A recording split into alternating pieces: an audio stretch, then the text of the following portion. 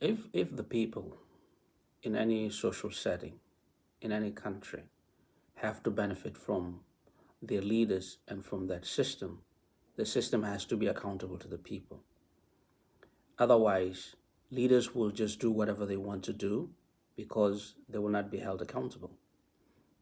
You can see this in South Sudan, where everyone is employed by the president through decrees. So the president can decree people into parliament, he can decree people into cabinet, he can decree people into an institutional setting. And the consequences of this is that the leaders must be loyal to the president. They don't really care if the services are not provided to the people, because what would the people do? The people are not going to vote them out. So they don't really care about the people.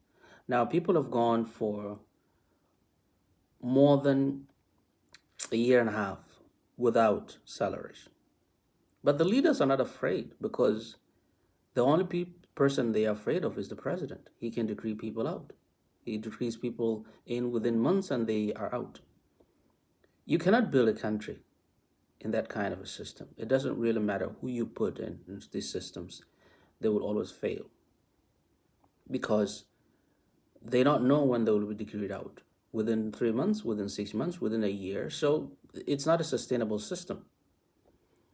So as long as leaders in Africa are not held accountable, nothing is going to change, because if you challenge them, they remove you. So this is what Trump is doing in the US, because Trump knows the infrastructure he's now destroying hold the leader accountable. He's weakened Congress.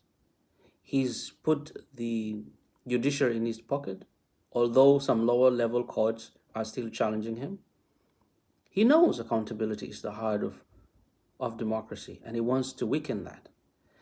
He wants to be like Putin. He wants to be like Kim Jong-un and the African countries who lead by pronouncements. They can say something and it happens. So South Sudan is not sustainable as long as decrees exist. Look at the country now.